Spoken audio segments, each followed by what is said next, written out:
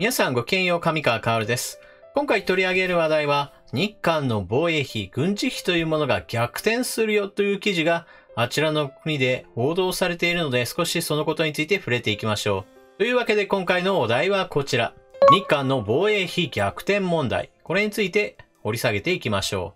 う。日本の防衛費はほとんど変わらないというのが何年も続いています。一方で警国においては軍事費というものは基本的には増加傾向が続いています。その結果としていずれ日本の防衛費が逆転されるというのですが、それでは一体どのようなニュースになっているか一緒に見ていきましょう。警国国防費6年後には日本の防衛費を上回る見込み。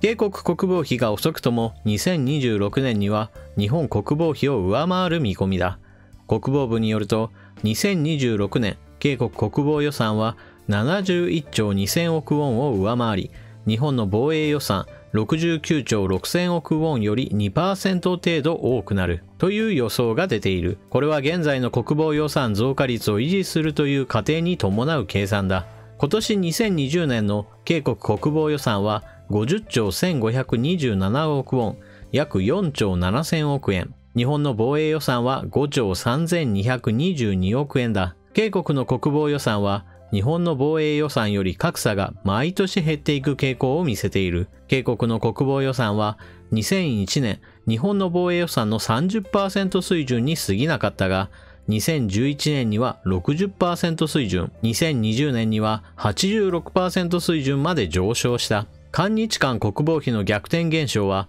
その間警国国防予算増加率が高まった結果だ。特にムン・ジェイン政府が発足してから最近3年間に10兆ウォンが増加した影響が大きかった。国内総生産 GDP に比べて国防予算の割合は2011年から2017年間 2.2% 水準にとどまったが、今年 2.5% 水準まで上昇した。反面、日本防衛予算は2000年代入って以来下落傾向を見せている。2012年安倍晋三首相執権以降増加傾向に転じたが、追い上げる警国を締め出すことは難しかった。警国のここ5年国防予算の平均増加率は 6% を維持し、日本の 1.3% 水準を大きく圧倒した。2019年資料を基準にして警国の国防予算はロシアの 84%、ドイツの 84%、フランスの 72% 水準だ。警国国防費が日本防衛予算をリードする2026年頃、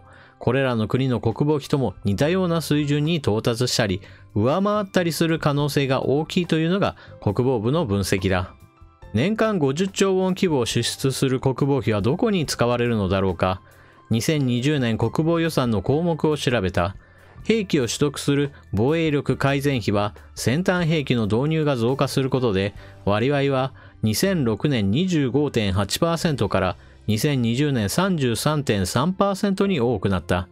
将兵の人件費と装備維持費などを含む戦力運営費は防衛力改善費より2倍多い 66.7% を占める。戦力運営費は人件費が最も大きな割合を占める。給与に計14兆5906億ウォン、年金には3兆ウォンを配分した。この中で兵士の給料は2兆1000億ウォン水準だ。昨年月40万6000ウォンから今年は54万1000ウォンに引き上げられる。2022年には2017年最低賃金の 50% 水準である月67万6000ウォンに達する予定だ。今回取り上げた記事というのは中央日報です。あちらの国の報道機関である中央日報のこの記事読んでいて思ったのは、何か喜ばしいこととしてこの軍事費の逆転現象を捉えているところがあります。例えばあの国の防衛費が伸びていることを指して、なんだ日本と比べると圧倒しているじゃないかというのは、まさにこれは高評価しているというふうに読むことができます。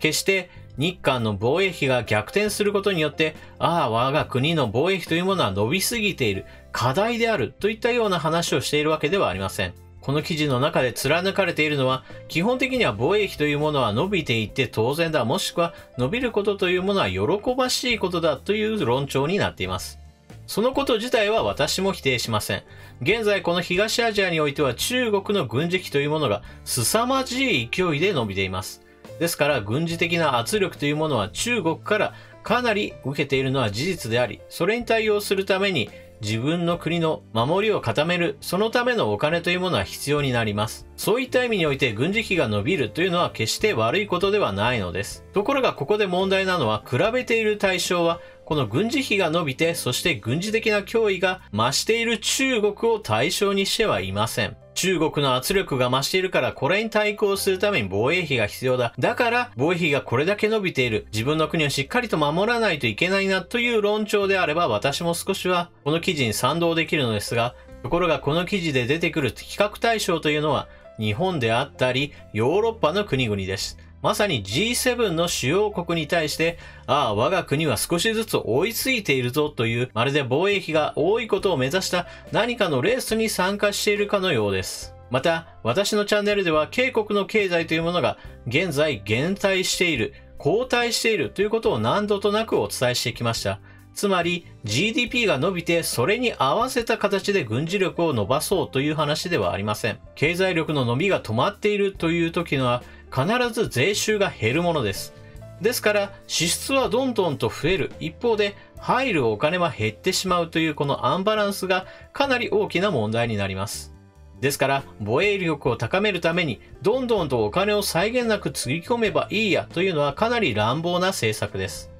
しかもこの記事では指摘されていなかったのですが、K国の目指している軍事力増強の中には、例えば原子力潜水艦を持ちたいであるとか、空母を持ちたいといった、およそ北朝鮮に対する対策としては不要な装備というものも多分に含まれています。そして中国の脅威については一切触れないというのも、これも一つの特徴でしょう。一方で、K国の報道機関でたびたび登場するのが、日本の自衛隊を意識した記事です。例えば日本でも全通看板を持つ護衛艦というものが存在します。そうした日本の動きというものを見て、日本も空母を持つのだから我々も持ちたいという、いわばないものねだりのようなことを行っているのです。ただ、こうした軍事費の拡大というものは、ムン・ジェイン政権にとっては基本的にはプラスになります。出しているお金が多いのですから、その関連産業というものは賑わいますし、同じようにこの記事の中で触れられていた給与面においても向上しているというのは、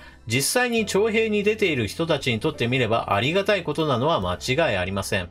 軍隊に行っている皆さん、あなたたちの待遇を改善したのは一体どこの政権ですかというお話をしたときに、まさしくムン・ジェイン政権が手厚く重点的にあなたたちの待遇を改善したのだといえば、軍の実際の将兵たちは反対もしにくくなるといった支持者獲得にもつながるそういった面があるでしょう。一方で日本のことを考えた場合、明らかに我が国は中国の圧力というものを感じています。ですから中国に対していかにパワーバランスを保っていくかというのが非常に重要になるわけで、防衛費の増大というものも求められています。ただし日本の場合は、K国のように毎年のように 5%、6% といった予算の増額というものは現状にあったものではありません。なぜならば日本の場合はまだまだ経済優先で政策を行うべきで、経済政策に本格的に取り組むことによって税収を上げるといった基本的なことを行わなければ、装備が増えて維持費ばかりがどんどんとかさむようなことになってしまいます。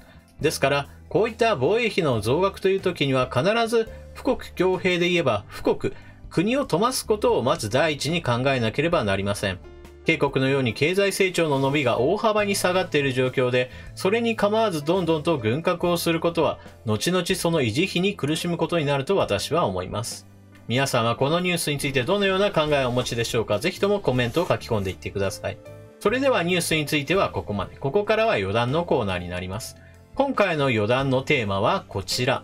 動画編集のスキルアップについてです。今回の動画を見てパッと変わった点があるというのは皆さんかなり気づく人が多いでしょう。ただ普段は絵については全く見ていない、もう耳で聞くだけですよという人の場合はわからないでしょうが、今回はこの背景画像というものをちょっといじくってみました。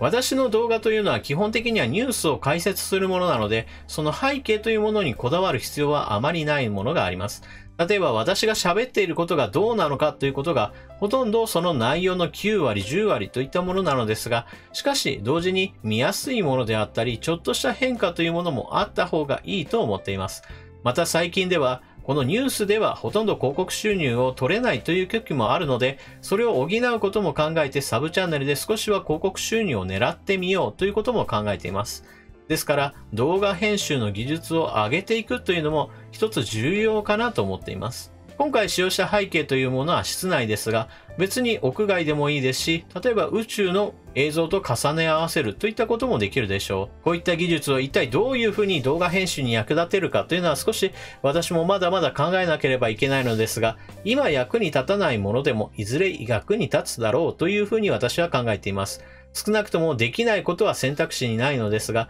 できることというのは選択肢のうちに入ってきます。そのうち何かをやっているうちに、この技術を使ってこういったことができるなというふうに考えもまとまるのではないかと思っています。